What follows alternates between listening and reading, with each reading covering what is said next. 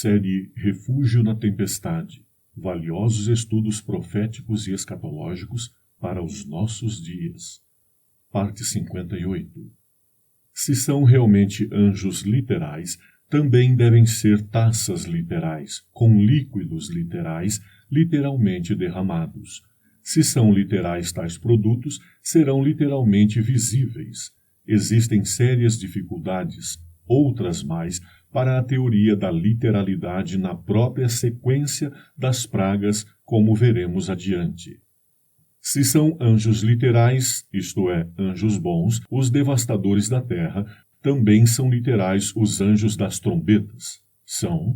Foram anjos que derrubaram Roma ocidental e oriental, ou foram as hordas bárbaras e maometanas? Assim, os anjos das pragas são tão literais ou tão simbólicos quanto os das trombetas. Esta cena de anjos saindo do santuário com taças da ira de Deus nos leva a outra similar, em Jeremias 25, 15 a 17. Pois assim me disse o Senhor, o Deus de Israel: toma da minha mão este cálice do vinho do furor e faze que dele bebam todas as nações, às quais eu te enviar. Beberão, cambalearão e enlouquecerão por causa da espada que eu enviarei entre eles. Então tomei o cálice da mão do Senhor e fiz que bebessem todas as nações, às quais o Senhor me enviou. Jeremias 25, 15 a 17. Cenas absolutamente idênticas. Jeremias toma as taças das próprias mãos de Deus, que seriam pelo profeta levadas às nações para que bebessem delas. Claro que são figuradas, simbolizando a ira de Deus, manifestada de que maneira? Por causa da espada que eu enviarei entre elas. Aí, pois, um caminho, uma abertura, um precedente. Note ainda o verso 27.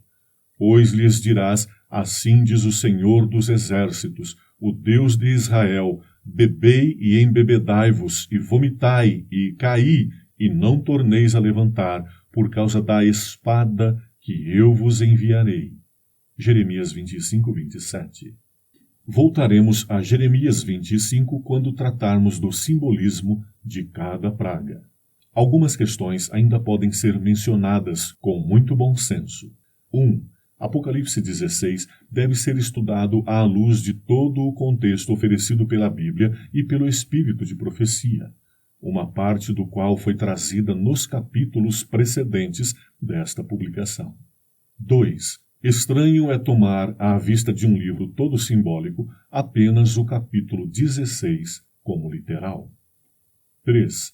O primeiro verso do livro adverte que a revelação é de molde, é de tal maneira engendrada para que apenas seus servos entendam.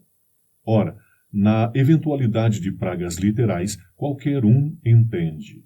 Uma literalidade, pois, de Apocalipse 16, deve, nestas condições, ficar sob suspeita. 4. O capítulo 39 do livro O Grande Conflito, que trata dos eventos a partir do fim da graça, menciona: assim, quando a decisão irrevogável do santuário houver sido pronunciada e para sempre tiver sido fixado o destino do mundo, os habitantes da terra não o saberão.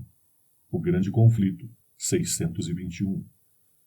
Todos saberiam, perceberiam, se as águas de fato experimentassem, em seguida, o processo de transformação, literalmente em sangue, etc. A propósito, não há uma única declaração no acervo do Espírito de Profecia que mencione água se transformando em sangue. Observe o leitor que a admissão da literalidade de cada praga pode trazer dificuldades insuperáveis.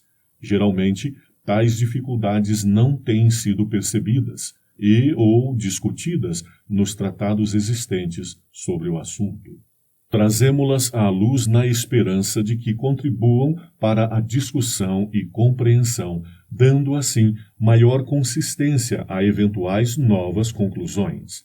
A respeito de nossa carência de conhecimento e de acalentarmos, às vezes, por longos anos, muitas convicções que não passariam nunca pelo crivo dos bereanos, Atos 17:11, temos agora chegado a um tempo tão próximo do cumprimento da escatologia bíblica que não podemos abrir mão do espírito de inquirição atenta, aberta, isenta de conveniências e preconceitos. É tempo também de fixarmos a distinção entre escatologia e doutrinas. As doutrinas têm que ver sempre com os grandes pilares da fé, estabelecidos firmemente nas Escrituras, tais como a salvação pela graça, a redenção de Cristo, a necessidade de um novo nascimento, a Bíblia como a vontade revelada de Deus, etc. Já a escatologia é o produto de estudos ou escolas de interpretação. Naturalmente, apresentam variantes e discrepâncias entre si. Pois bem, do estudo escatológico decorrem conclusões as quais serão tão mais bem fundamentadas quanto mais, no nosso caso, recorrermos ao texto bíblico e às revelações dadas pelos livros do Espírito de profecia. Ao que tudo indica, pois, as pragas são de natureza simbólica, figurando este conflito mundial sem precedentes na história. O trabalho contra o capital, os miseráveis contra os insaciáveis. Uma revanche e vingança, ação e reação, causa e efeito.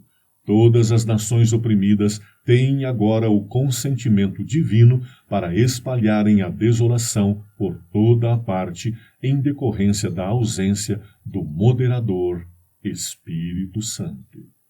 Um conflito formidável. Ata-os em feixes para a cega final, Mateus 13:30. Esta predição se cumpre à risca, como todas, centenas de sindicatos das classes trabalhadoras e das nações oprimidas contra as dezenas de sindicatos dos poderosos, tanto de grupos como de nações. É muito evidente o quadro profético e escatológico. A iniciativa desta conflagração pertence àqueles que foram privados irregularmente de algo a que faziam justiça. Isto é importante lembrar. Na mira, para ser justiçada, está a grande Babilônia de Apocalipse 18, não mais constituída apenas pelas grandes igrejas confederadas, mas junto a elas governos, autoridades civis e militares, poderio econômico, mídia, etc. Mas, à frente de todo este grupamento opressor estão a besta que emerge da terra e a besta que emerge do mar. Apocalipse 13. Contra o povo de Deus e contra a pobre humanidade, espoliada, marcada, subjugada ao fantástico e utópico e pretendido governo mundial. Esta revanche dos oprimidos há de derrubar a tão famosa torre da moderna Babel. A linguagem dos oprimidos é hoje, como no passado, bem diferente da linguagem dos construtores. Não falam a mesma língua. Então, como aponta a profecia, na alça de mira estão a besta e sua imagem, Europa e Estados Unidos, coligados e enredados pelo espiritualismo ascendente e dominante. Seguiu-os ainda um terceiro anjo, dizendo com grande voz: se alguém adorar a besta e a sua imagem e receber o sinal na fronte ou na mão, também o tal beberá do vinho da ira de Deus, que se acha preparado sem mistura no cálice da sua ira. Apocalipse 14, 9-10. Que me enchas com o teu poder, a ti suplico, ó Salvador, em todo o tempo teu querer, eu execute com fervor, que eu cumpra só o teu querer, sempre disposto a obedecer, que siga onde